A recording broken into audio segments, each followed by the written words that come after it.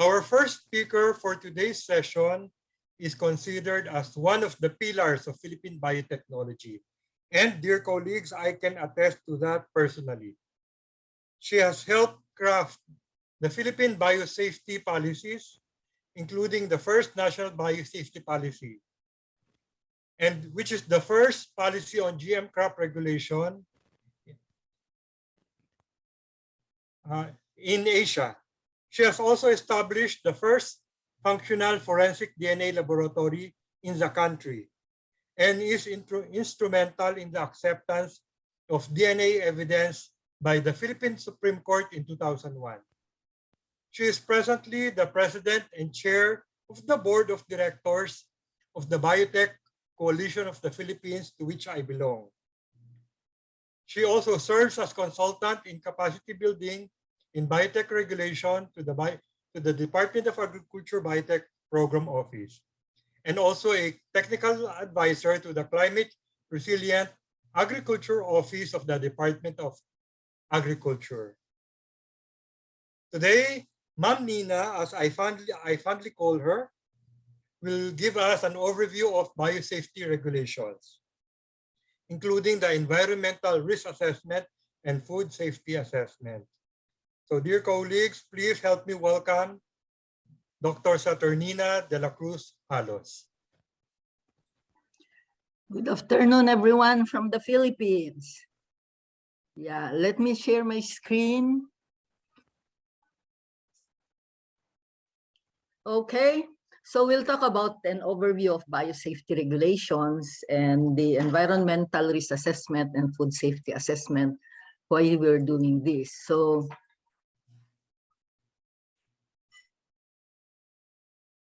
yeah, what is biosafety regulation? Why do we impose biosafety regulations? What is environmental safety? How do we ensure environmental safety of our living modified crops? What is food safety? How do we ensure food safety with living modified crops? LMOs is the object of regulation with the Cartagena Protocol, which is living modified organisms. So I use that term for this one because this is what we're going to talk about. So what is biosafety regulation? These are actually measures that we put in place to protect us and the environment from possible dangers. Okay, possible, not always existing, but they're possible dangers from products of modern biotechnology. And if you look at what modern biotechnology is, these are actually laboratory methods of directly changing the heritable traits, what we inherit, of an organism by directly injecting DNA or RNA into cells or fusing cells from unrelated species. And why do we have this biosafety regulation? It started with the Asilomar Conference in 1974. This is a conference of scientists who see that there are possible sinister consequences of genetic engineering, which is your first method of modern biotechnology. Genetic engineering is, again, changing the heritable trait of an organism by directly injecting DNA, which is carried by another small DNA, or what we call a vector. And scientists then were, they were worried that the method will be used to produce, let's say, biological warfare, for example. So they wanted to do some, and also there are, since this is a very new method, then there could be consequences that are not yet foreseen. So they thought there should be some regulation on the method itself, on the use of the method itself. Also, this novelty of method would remind us of our environmental experiences with introduced exotic species, and also the natural hazards from food. So let me talk about this. We have experiences with introduced species. For example, we have introduced the water hyacinth, which is a native of South Africa, and it was introduced as an ornamental plant. But it ran away from the gardens and went into our water bodies. So they take over water bodies. They would drain the water, and the free-flowing water becomes stagnant. So you get a shallow water, and you change also the fauna, so the fishes would no longer be there. And it becomes the predominant vegetation in certain water bodies. And we also have experience with introduced fish, for example, the African catfish, which has taken over some of the habitats of our native catfish, that you can no longer find the native catfish in certain places. And also we have what we call this janitor fish. It was, again, it is introduced as a ornamental, ornamental species, but it was released into the biggest water body here that we have in Luzon, the Laguna de Bay, and it has reduced the catch fish of our fishermen. Most likely, some of these fish species are better competitors for the food that is available to the native fish in the area, and that's why they predominate. The other environmental hazard that would be specific for insect resistant crops is the loss of biodiversity because of the possible impact of the pesticidal plant on non-target insects. So the question here is, will friendly insects die too?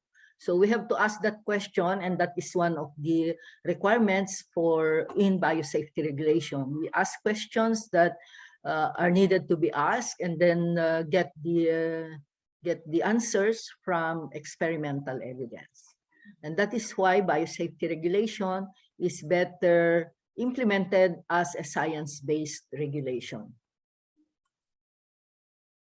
On the other hand, there are natural hazards associated with foods, like allergenicity, toxicity, anti-nutrient, bioactive animals, and proteins and hormones. So allergenicity refers to the potential of food to cause allergy. And an allergy is a damaging immune response by the body to certain factors like pollen, fur, particular food or dust, so that it becomes hypersensitive. And allergy is manifested by in the skin, like hives, swelling, itching. Sometimes it becomes very red and warm.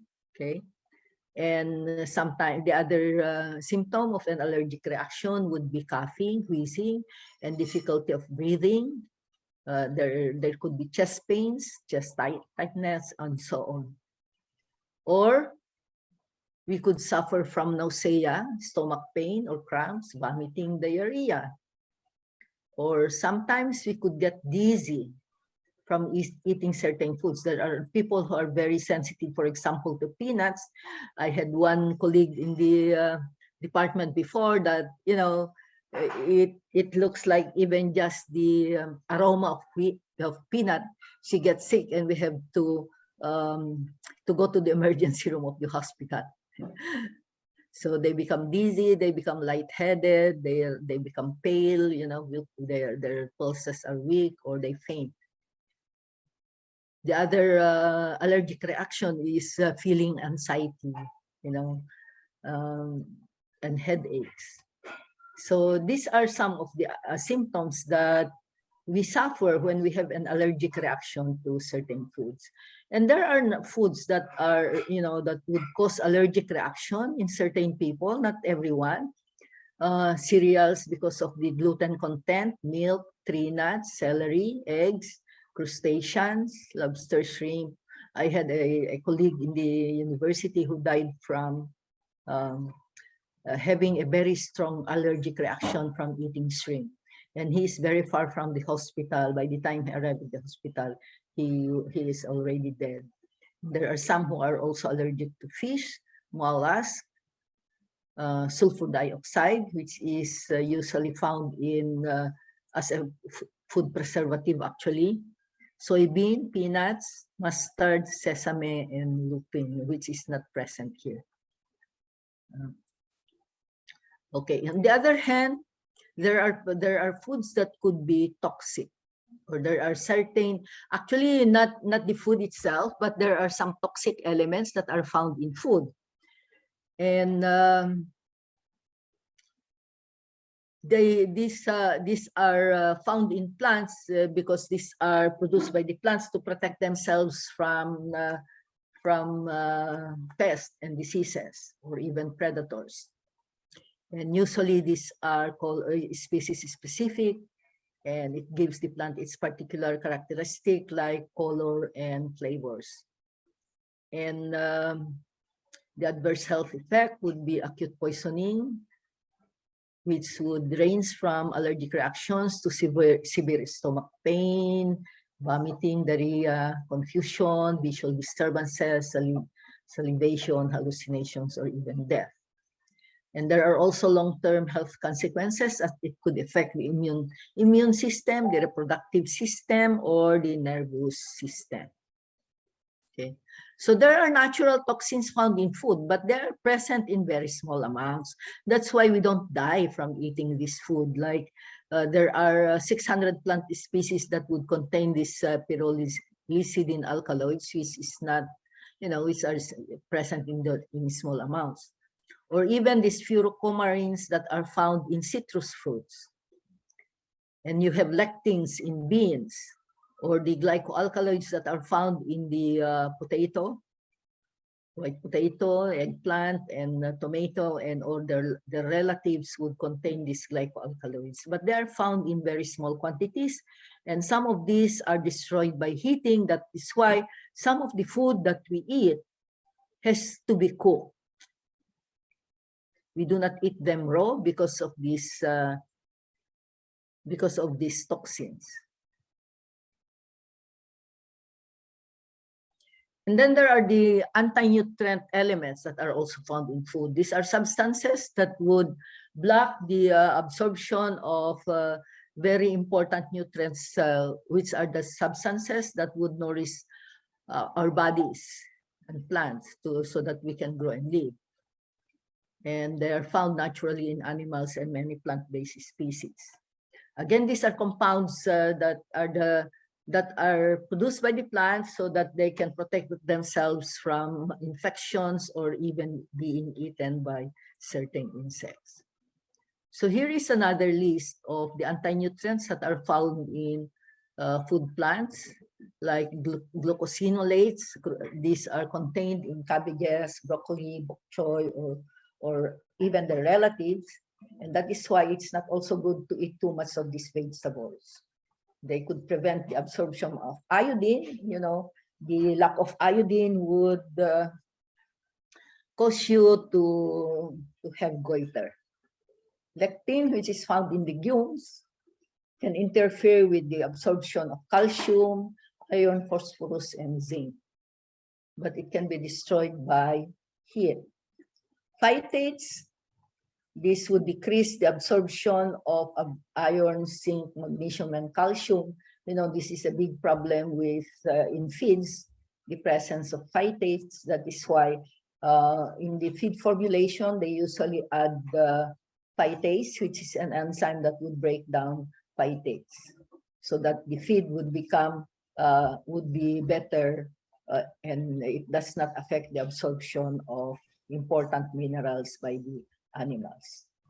Saponins are found in legumes and whole grains, and they interfere with normal nutrient absorption. Tannins, which is found in tea, coffee, and legumes, can decrease iron absorption.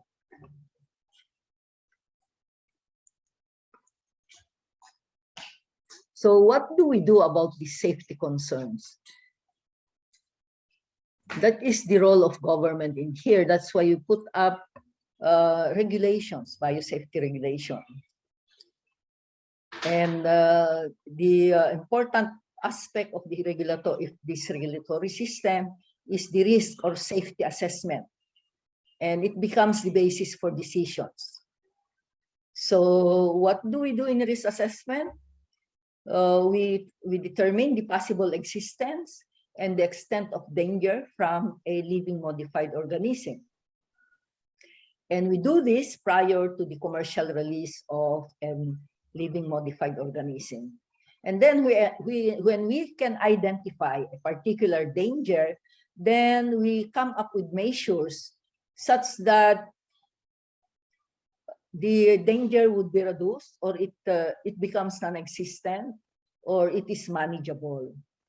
And these are measures that we usually add to any permit that we provide or that we give to the technology developer, so that and this is also a measure that we monitor after the commercial release of a living modified organism that has been permitted for commercial release.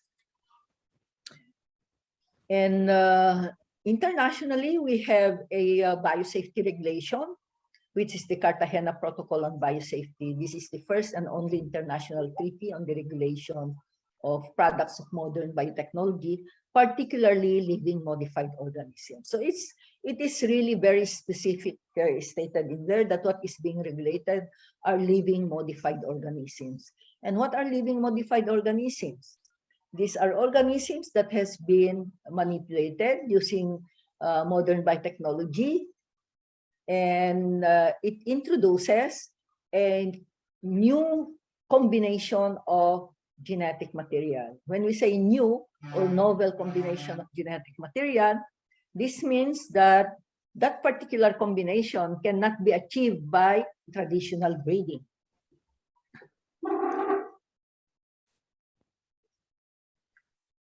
And the Cartagena Protocol on Biosafety, Article 15, defines what risk assessment is. And like I've said earlier, this is a method, actually it's a science-based method of looking or determining the presence of the adverse effect of living modified organisms on the conservation and sustainable use of biodiversity, of biological diversity, and taking also into account risk to human health. So we both look at, when we do risk assessment, we look at the possible impact of the LMO on biological diversity, as well as its possible impact on human health. So, like I said, this is the basis of decisions on living modified organisms.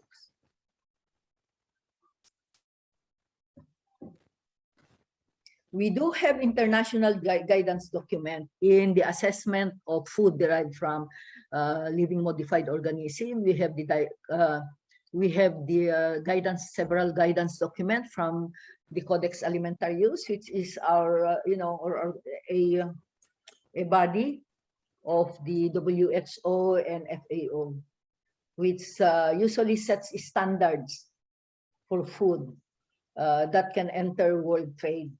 Okay, and it has their several guidance documents, the principles for the risk analysis of foods derived from modern biotechnology, guideline for the conduct of food safety assessment of foods derived from recombinant DNA plants, guideline for the conduct of food safety assessment of foods produced using recombinant DNA microorganisms, and guidelines for the conduct of food safety assessment of foods derived from recombinant DNA animals. So it covers different groups of living modified organisms. And there are concepts that have been that has been agreed upon that that we should look at when we do risk assessment of food derived from modern biotechnology. One is history of safe use. That means that we should look at how long humans have been eating that particular food and what kind of hazard that particular food has offered. For example, is it, does it have allergenic substances? Does it have toxic substances? And if they do, how did humans treat this? Like, for example, We know that cassava would contain hydrocyanic acid, which is very toxic, and that is why we do not eat cassava raw. We have to cook it, because when you cook it, then the hydrocyanic acid would evaporate. Okay, so these are the reviews that you have to do about the living modified organism that is being presented for a permit. Substantial equivalence is another concept in the food safety assessment of LMOs. This means simply that when you look at a food derived from an LMO, you have to compare it with the food that is derived from the non-LMO counterpart. For example, you have corn, you have BT corn, for example. You compare the composition of the BT corn versus the non-BT corn, especially the parental, okay? So you know that it has the same genetic background. So that's another way to assess the safety of an LMO, a food derived from an LMO. Another is relative safety. There's no such thing as complete safety or absolute safety. We can only say that a particular LMO is as safe as its parental counterpart, okay? Or its conventional counterpart. We cannot say that it is absolutely safe.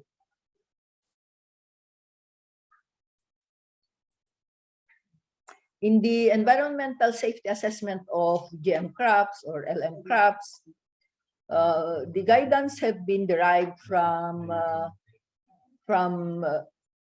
the studies made by the OECD, or the Organization for Economic Development. And we usually look at, well, we have to evaluate, of course, the LMO prior to commercial application. And then the concept familiarity is also considered. That means that the assessor should be very familiar with that particular crop, and that it knows where its origin, it knows where it thrives.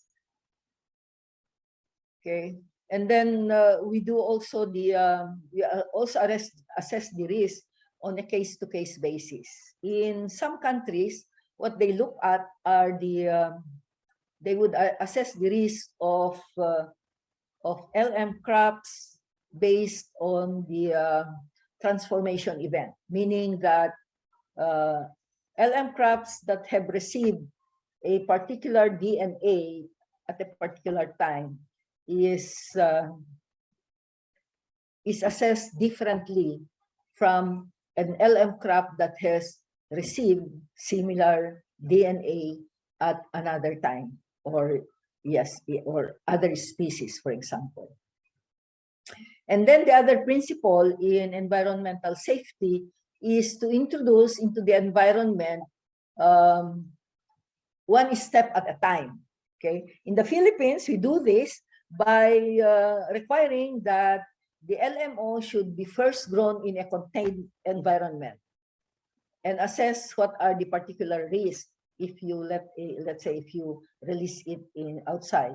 And then the next step is to grow this in small trials, okay, where they are usually grown, and again determine the risk in that. And then only when we see that these crops are safe, and that if there are any what's that, adverse effect, this could be managed. And also another guiding principle is that we should use different risk assessment, or we ask different questions for different organisms actually. And then, if again, like I said, if there are risks that are present, we have to have the appropriate risk management measures and require these to be implemented. So this is how we do it in the Philippines. This is the what we refer to as a stepwise introduction into the environment. We have the first is to grow, grow these, do experiments inside the greenhouse, or this is the contagious experiment, and then you assess the risk again, and we institute risk management measures actually in our field testing. We locate them in areas, for example, that that is not usually flooded, and that they are far from other fields, for example, or that they are well fenced so that not anybody can go inside. Those are some of the risk management measures that we do. And then after that, we assess the risk of the organism and identify what are the risk management measures before we release them for a large-scale multi-location field testing. This would be testing the growth and performance of an LMO in locations where they are usually grown. And after that, you again assess whatever risk that you can, determine from those field testing, and come up with the risk management measure, which you will require when you allow this LMO to be commercially propagated in many areas. So thank you very much. And this is an LMO, Blue Rose, okay, a product of genetic engineering.